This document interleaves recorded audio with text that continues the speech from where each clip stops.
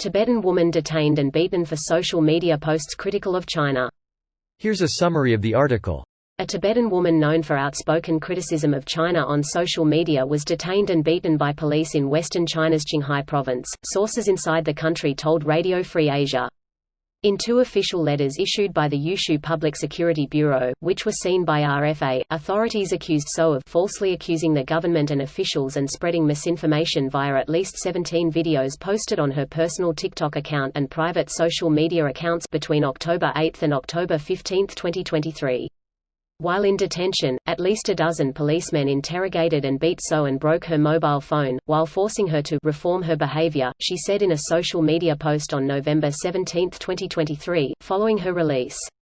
So's personal social media accounts on various platforms, including TikTok and Keisho, have been closed down and can no longer be accessed, one source inside the country told Radio Free Asia. So has drawn police attention in the past for her postings on social media platforms. In a video seen by RFA, So had earlier called on Tibetan intellectuals and influencers inside Tibet to speak up and voice their criticism of the Chinese government's human rights abuses against Tibetans. In two videos obtained by the Dharamshala-based Tibetan Center for Human Rights and Democracy Advocacy Group on October 16 and October 19, 2023, So can be seen highlighting the difficulties in obtaining a license to run a small business and accusing local leaders of corruption and misusing their power for personal gains. This post received a score of 10,000, with an upvote ratio of 93%. Here are the top comments in response to this article. The beatings will continue until morale improves. The recent UPTICK in Moral proves that the beatings are effective and will continue. Note to self: never visit China. It used to be better, and people believed she would be a liberalizing force in China. It's worth noting she is ethically Tibetan but is living in China, and is in North China that the CCP doesn't really want you to know exists. I hope that China will exist without the CCP. Well, 4,000 years of history says you will be right. That's counting the mythological and proto-Chinese ones, but whatever, even counting those, how much time did they spend as United Empire vs us fractured and squabbling princedoms like the HRE? I think you may be confusing autonomy with cohesion.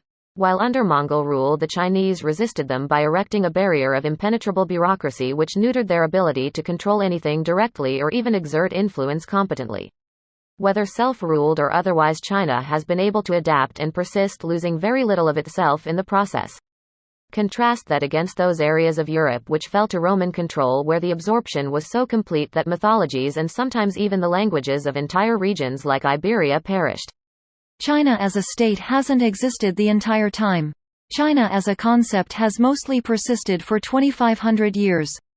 Even every time China has been invaded and conquered long term, eventually the invaders just become Chinese. Even if the People's Republic of China collapsed, split into warlords and fought for 200 years, chances are there would be a China eventually again. Greater than even every time China has been invaded and conquered long term. Eventually the invaders just become Chinese. Kind of reminds me of Egypt. Why does China care about what one random person on the internet thinks? I mean, I get it if you go to their country and yell at the top of your lungs in a crowded city expressing your negative opinion, sure, expect to get your ass beat. But this sounds like small dick syndrome. If they can find and punish one person, it instills fear for all others that would flippantly make statements. Everything is on the table.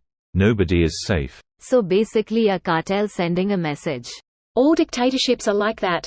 America is on the cusp of becoming like that. On the cusp is being pretty generous. We shit on the president 24/7 no matter what side is in office. Guaranteed Trump and friends would be all about public corporal punishment for people disrespecting a government he was part of. Especially if it was a woman. This video was automatically created by Reddit to speech. The article and comments in this video were selected from Reddit according to their upvotes, and any paraphrasing was performed by smmry.com, without any human intervention.